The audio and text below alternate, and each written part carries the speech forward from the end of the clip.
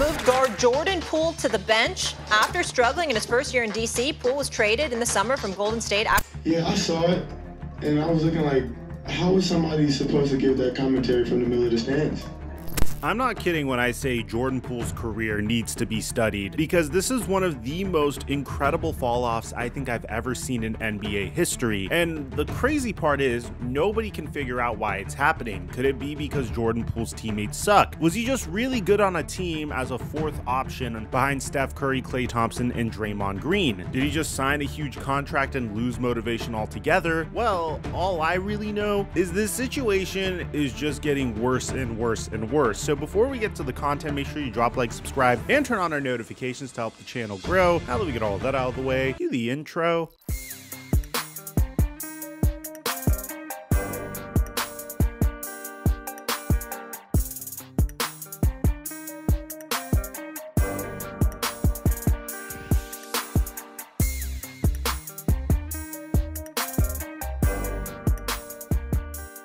My Super Bowl picks that I made in my content with the Patrick Mahomes free square didn't hit, but the one that I posted onto my story did hit, and you guys let me know how much money you made in my DMs. And now that the NFL season's over, we're officially directing our attention to the NBA. I give away my picks for free at TheFlightMike on Instagram, and right now, when you sign up for Prize Picks, use promo code FlightMike to get up to a $100 deposit match when you sign up on Prize Picks. Or you can just use my link in the description down below. And thank you, Prize Picks, for the sponsor. Mic check 1 2 1 2. What's going on, everybody? I'm coming to you guys live from San Diego, California. I actually attempted to take some time off before Jordan Poole did some embarrassing shit that I had to cover. Jordan Poole's career was at a mountaintop when he was the X factor for the 2022 Golden State Warriors, who somehow, someway won another NBA championship with their aging core. The assumption was that once this aging core moved on, or was willing to take a significantly lesser role with the Golden State Warriors, the proverbial torch would be passed on to players like James Wiseman, Jonathan Kuminga, Jordan Poole, Moses Moody, Andrew Wiggins. And so far, it seems like the Golden State Warriors completely punted on that dream. A few months after Jordan Poole won a championship and this famous clip came out, "Hey, you about to get a bag. No. You about to get a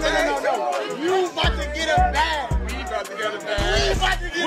Draymond Green famously punched the living talent out of Jordan Poole. The result? Well, team chemistry took a significant hit, and you could see it go down all season long for the Golden State Warriors. They were doing fine at home, but once they were hitting the road, things clearly were not the same. And when it came time for the NBA playoffs, they weren't able to get it together. It wasn't just from Jordan Poole's perspective. We were starting to see a little bit of Draymond Green becoming a menace when he stepped on Domantas Sabonis, and that would continue on to this season, of course, but that's a different story for a different day. Eventually, the Golden State Warriors had to make a huge decision, a decision that was so difficult that it resulted in Bob Myers quite literally stepping down as the general manager of the Golden State Warriors, and that was the fact that they had to choose between the new young core that they've been building with Jordan Poole, Andrew Wiggins, and Jonathan Kuminga, because James Wiseman was no longer in the picture, they officially traded him, or they could continue trying to build around their existing core, although they were getting up there in years.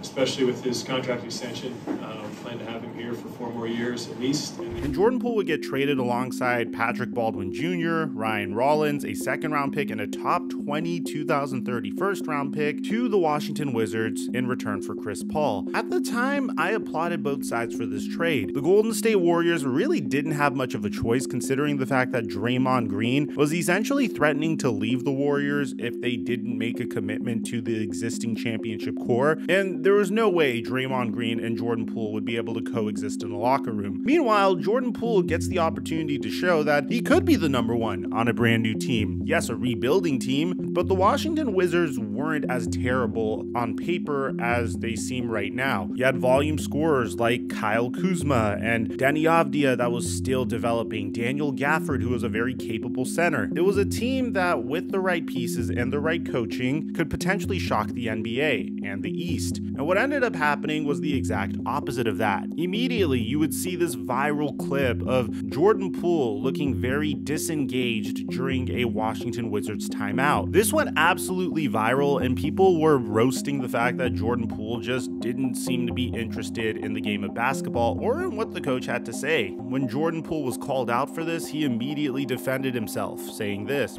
Yeah, I saw it, and I was looking like, how is somebody supposed to give that commentary from the middle of the stands? I mean, obviously I can't do anything about it. Sometimes I sit down, sometimes I don't.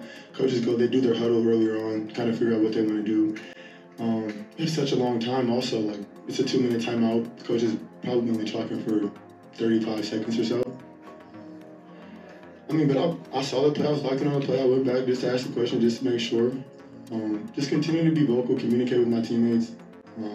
It's a very normal timeout, honestly. It wasn't anything that was different. But the biggest bombshell report was when the Washington Wizards stated that they didn't see Jordan Poole to be a part of their long-term plans. If you recall, when Jordan Poole was traded for, he stated, "Obviously, I wanted to be in a position to have my own team. Luckily, I'm able to do that so young after learning from some of the best." It was a very politically correct answer in this situation. But just 1 month into his tenure with the Washington Wizards, and you hear Mark Stein saying that my sense from speaking to various league observers is that the Washington Wizards want to build up Jordan Poole's trade value for a future move as opposed to seeing him as a cornerstone player. Now, of course, at the time, Jordan Poole was just starting with the Washington Wizards, and he was still trying to figure it out, to his defense. But things would go from bad to worse with the Washington Wizards very quickly, and it was all following the same consistent theme of just having a complete lack of basketball awareness. Like when he played against the Atlanta Hawks and he was down by 20, led a fast break and decided to throw an alley-oop off of the backboard, which is absolutely hysterical if you look at it, because Kyle Kuzma and Jordan Poole looked at each other so proudly after they achieved this, and I honestly don't blame them for being so happy. You're getting paid over $100 million over the lifespan of your career to play such terrible basketball that I would be content too. I mean, you already won a championship, both of you have, and there's no chance of you guys being the greatest NBA player of all time, so I can understand being content with your situation. It's like there's no competition, there's no effort, it's just hooping and vibes. I get it. But it would just get even more ridiculous as time goes on. Like when the Washington Wizards faced off against the Milwaukee Bucks and Jordan Poole tried to walk the dog in order to slow down the game clock, when in reality, walking the dog only slows down the shot clock and completely drains the game clock. And when Jordan Poole does make a good basketball play, he somehow messes it up. Like this moment where Jordan Poole crossed over Cade Cunningham, waited 1 second, and then got swatted by Asar Thompson. The crazy part about this is you could have done anything else and it would have worked out. Jordan Poole could have driven in, waited, kicked it out to the open man, which was Kyle Kuzma for 3, or just put it up himself. Anything but just freeze there like your Xbox controller died. And the craziest part is, if you look at Jordan Poole's old highlights, you really realize how far this man's fallen off. And all of this just got to a really bad point about 9 days ago. I want you to understand the context of this situation. About 10 days ago, the Pelicans are facing off against the Washington Wizards. Jordan Poole attempts to drive it down the lane to get a very quick basket without his team being set up or anything. Bear in mind, this is probably the most pivotal possession of the entire game for the Washington Wizards. So with 30 seconds left to go in the fourth quarter between the New Orleans Pelicans and the Washington Wizards, Jordan Poole attempts to drive it in quite literally on a packed paint and ends up laying the basketball in. The problem is Jordan Poole quite literally traveled to China with this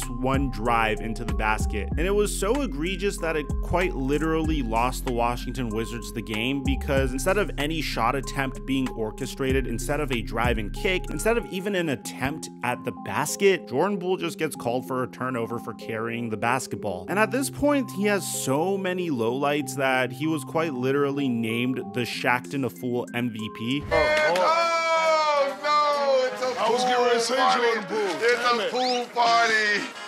And ultimately, this resulted in the Washington Wizards bringing Jordan Poole off of the bench. And I can't really blame them considering how he averaged 15 points per game, 40% shooting from the field, 30% shooting from three, led the Wizards to a 9-43 record. But you would think that this would motivate any other player to really get it together, to really step their game up. But the moment he came off of the bench, he did this while the Washington Wizards were down 16, and then followed it up with a Jordan Poole special, a brain fart that resulted in him inbounding the basketball directly to the Denver Nuggets. So at this point, man, I really don't know what the future is going to look like for Jordan Poole. And it's really a sad fall off, and I think it's a combination of multiple things. I think his role with the Golden State Warriors was the perfect role for him, coming off of the bench in relief for Steph Curry and Klay Thompson and providing some volume scoring. And I think the saddest part is, if Draymond Green didn't punch the living crap out of Jordan Poole, both the Golden State Warriors would be significantly better right now, because you would have Jordan Poole starting in the Warriors starting lineup in relief for Klay Thompson, who has been having a very difficult season so far. His confidence wouldn't be shot because Draymond Green never punched him, and the Golden State Warriors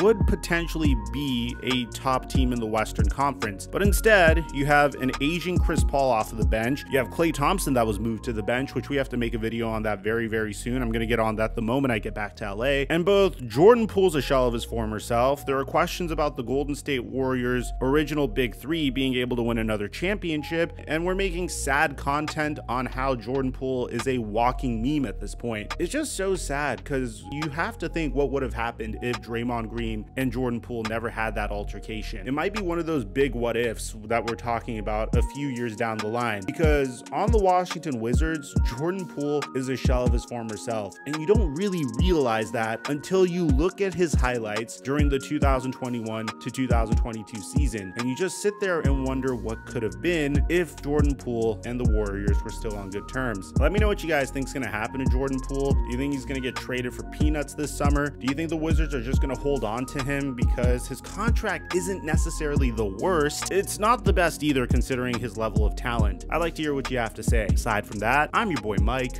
and I'm dropping our mic until our next upload.